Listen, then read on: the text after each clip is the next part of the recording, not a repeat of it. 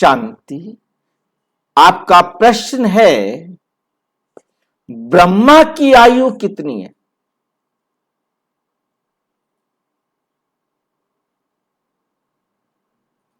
अब हमें सबसे पहले ये निर्णय करना होगा कि ब्रह्मा कौन और किसकी आयु आप चाहते। हमें ब्रह्मा के बारे में बहुत अच्छी तरह से समझना है। ब्रह्मा एक प्रजापिता ब्रह्मा, एक अव्यक्त ब्रह्मा, एक सिर्फ ब्रह्मा, इन तीनों में क्या अंतर है? इस बात को समझने के लिए हम तीनों लोकों में चलेंगे, वहां हम इस बात को अच्छी तरह समझ सकेंगे। इन तीनों लोकों के अंदर हम जान पाएंगे कि आखिर परमपिता परम आत्मा कैसे हमें समझाते हैं कि यह हम शॉर्ट में देखेंगे। यह है हम आत्माओं का लोक, ब्रह्म लोक, जहां हम आत्माएं परम धाम में रहती है। इसे हम ब्रह्म लोक कहते हैं, ब्रह्मा लोक नहीं। बहुत ध्यान से समझना है। दूसरी बात आता है कि यहां हमें दिया है 3 पुरियां हैं, ये ब्रह्मापुरी, विष्णुपुरी और शंकरपुरी। ये परमपिता परमात्मा के 3 कर्तव्य हैं। यहां पर दिखाया है एक ब्रह्मापुरी है, जहां जिसका काम है परमपिता परमात्मा, जिसके द्वारा सारे संसार की स्थापना का कार्य करते हैं। फिर शंकर के द्वारा आसुरी सृष्टि का विनाश करते हैं और विष्णु के द्वारा दैवी सृष्टि की पालना करते हैं। तो हमें बहुत अच्छी तरह से समझना है, परमात्मा को अपने 3 कर्तव्य करने हैं, तो उन तीनों के लिए इनकी रचना करते हैं। यह है संकल्प की रचना।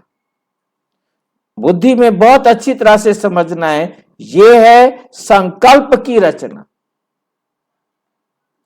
आपने कोई संकल्प किया तो आपने अपनी बुद्धि के अंदर उसके लिए कोई एक आकृति बनाई,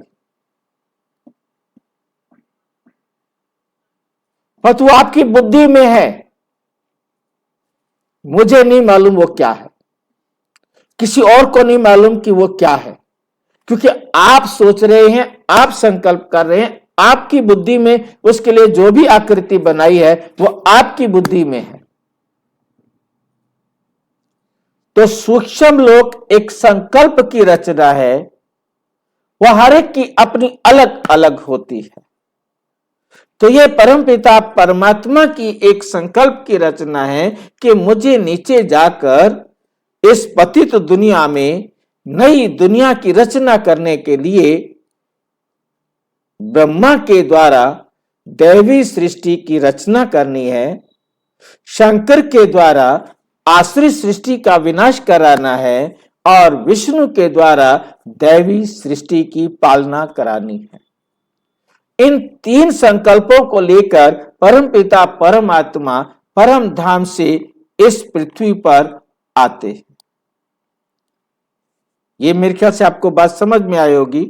ब्रह्मलोक में ब्रह्मा नहीं, उस ब्रह्मा के लिए हम कुछ नहीं कह सकते, वहां कोई ब्रह्मलोक रहने का स्थान है। ब्रह्मा एक आत्मा है जिसका पार्ट है नई देवी सृष्टि की स्थापना करना। अब उसके लिए परमपिता परमात्मा उस आत्मा के शरीर के द्वारा काम करेंगे ना। अब परमपिता परमात्मा को इस सृष्टि पर आना है। अब इस सृष्टि पर आकर के वो क्या करेगा? कोई शरीर चाहिए। इन सब शरीरधारियों से बात करने के लिए शरीर की जरूरत है, बिना शरीर के वो कुछ नहीं कर सकता। तो यहां उस आत्मा के शरीर के आधार पर प्रजा पिता ब्रह्मा आता है, प्रजा है यहां, तो प्रजा का पिता ब्रह्मा यहां होगा। बहुत ध्यान से समझना है, एक ब्रह्मा जो उनकी संकल्प की रचना है, दूसरा ब्रह्मा यहां पृथ्वी पर चाहिए, जिसको कहा जाता है प्रजापिता ब्रह्मा। प्रजापिता ब्रह्मा और ब्रह्मा में अंतर को समझना है। वो ब्रह्मा एक संकल्प था, परंतु प्रजापिता ब्रह्मा तो इस धरती पर चाहिए। अब यहां धरती पर प्रजापिता ब्रह्मा कैसे चुना जाए, किसको किया जाए, किसको बनाया जाए, उसके लिए परमपिता परमात्मा हमें आकर समझाते। मैं आकर प्रजापिता ब्रह्मा, ये आप देख रहे हैं, ये दादा लेखराज का शरीर है, जिसे परमपिता परमात्मा ने चुना है और इसको चुन करके बताया कि तुम अपने जन्मों को नहीं जानते हो। इनको साक्षात्कार कराया, इनके ही शरीर का आधार लेकर इनको बताया कि तुम नहीं जानते हो कि इस सृष्टि का चक्र कैसे चलता है, तुम अपने जन्मों को भी नहीं जानते हो, मैं तुम्हारे सारे जन्मों को जानता हूं। जो भी मैंने तुम्हें साक्षात्कार कराए हैं, वो आपके अंदर एक संकल्प जागृत करने के लिए कि आप मुझे ढूंढे। आपके प्रश्नों का उत्तर देने के लिए मैंने ही अब आपके शरीर का आधार लिया है।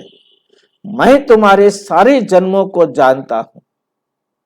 अब जो मैं कहता हूं वो तुम करो, तो तुम ब्रह्मा सो विष्णु बन जाएंगे। ब्रह्मा से विष्णु बन जाएंगे। बस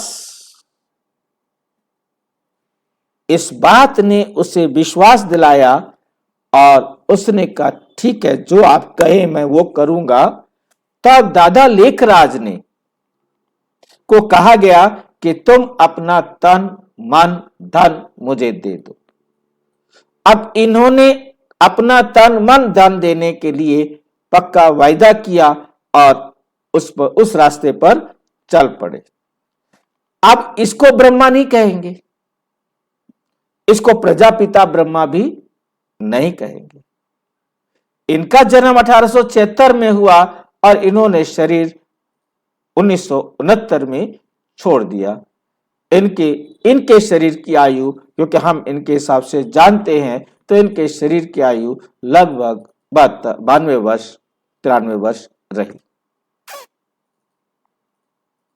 ठीक है, अब इसे ब्रह्मा नहीं कहेंगे, इसकी आयु से उसका कोई मतलब नहीं। अब ब्रह्मा की आयु कितनी होगी, उसके लिए हमारे शास्त्रों में लिखा गया 100 वर्ष। अब ब्रह्मा कौन होगा? ब्रह्मा नाम दिया परमपिता परमात्मा ने 1940 में।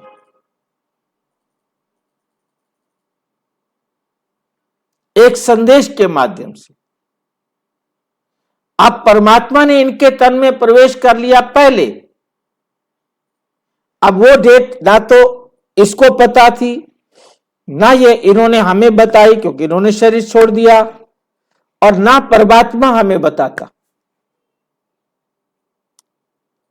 तो परमपिता परमात्मा ने कहा कि बच्चे, जब से मैं इस संसार में आया, इनके तन में प्रवेश किया, इसको मैंने अपना बच्चा बनाया, इसका नाम रखा ब्रह्मा।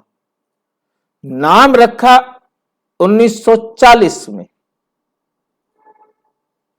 प्रवेश किया लगभग 33 में किया, 34 में किया, 35 में किया, ये हम नहीं कह सकते। 1936 में उन्होंने ओम मंडली बनाई, जिसमें उन्होंने अपना तन मन धन विल किया। तो ब्रह्मा की आयु 100 वर्ष, परमपिता परमात्मा ने भी कहा कि ब्रह्मा की आयु 100 वर्ष है। हमारे पौराणिक झूठी कहानियों में भी ये लिखा हुआ है कि ब्रह्मा की आयु 100 वर्ष है, परंतु वो इस प्रजापिता ब्रह्मा की आयु 100 वर्ष है।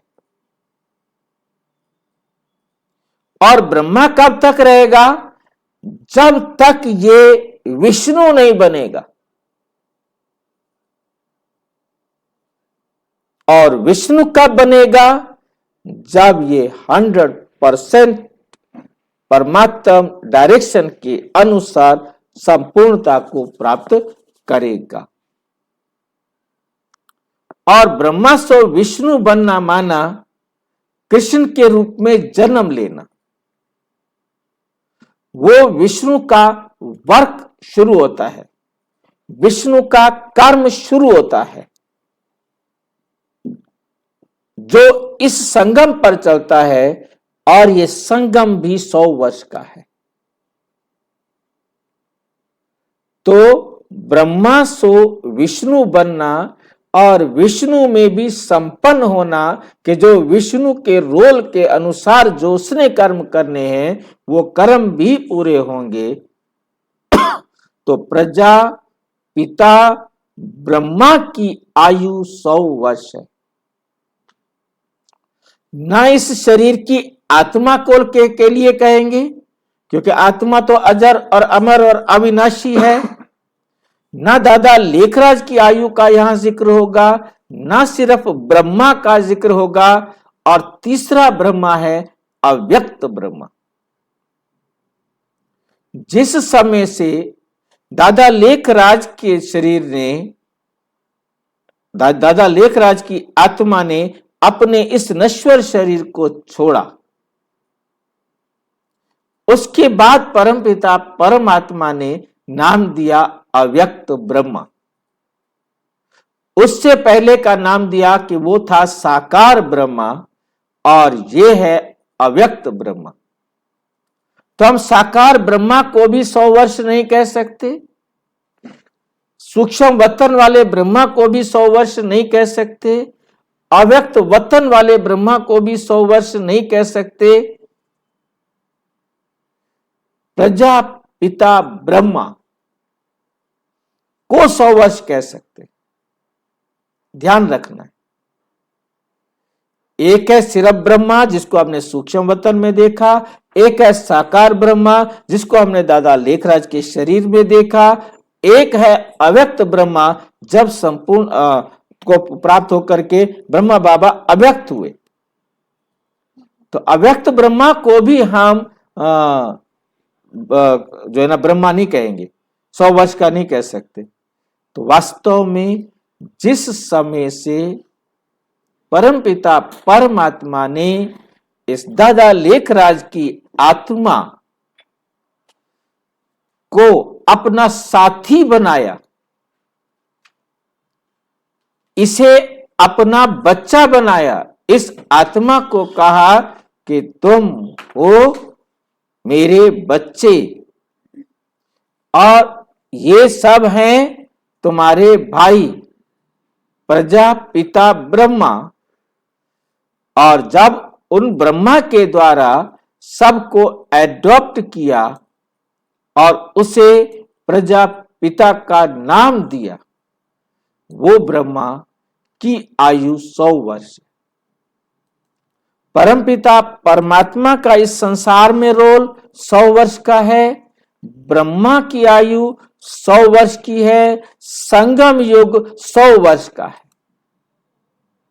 इन तीनों बातों को अपनी बुद्धि में रखेंगे तो आप समझेंगे कि वो आत्मा जो ब्रह्मा से नारायण बनेगी, ब्रह्मा से नारायण बनेगी, वो नारायण बनने वाली आत्मा को ही कहा जाएगा प्रजापिता ब्रह्मा। और वो प्रजापिता ब्रह्मा जो है वो बनेगा नारायण। जब वो नारायण बनता है तो उसका नाम चेंज होता है। तो ये हम बहुत अच्छी तरह से ध्यान से देखेंगे, फिर मैं इसको मूल रूप में दिखाऊंगा। ये जो ब्रह्मा है इसे हम प्रजापिता ब्रह्मा कहते हैं। ये पुरुषार्थी ब्रह्मा जिस समय से इसने पुरुषार्थ करना शुरू किया, जिस समय से ये परमपिता परमात्मा से मिला और संगम युग के बाद सतयुग के आदि में जब आया तो 111 जब शुरू होता है तो नारायण से शुरू होता है। जब ब्रह्मा से नारायण बनते हैं तब नर से लक्ष्मी, नारी से लक्ष्मी, नर से नारायण और नारी से लक्ष्मी बनते हैं।